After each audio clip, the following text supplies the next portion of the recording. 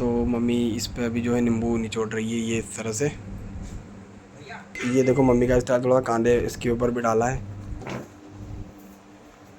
और अभी खाना चालू करेगी मम्मी, यहाँ से एक बाइट लेगी।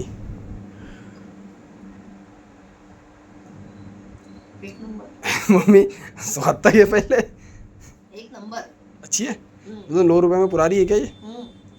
सबको खाना चाहिए 9 रुपए में।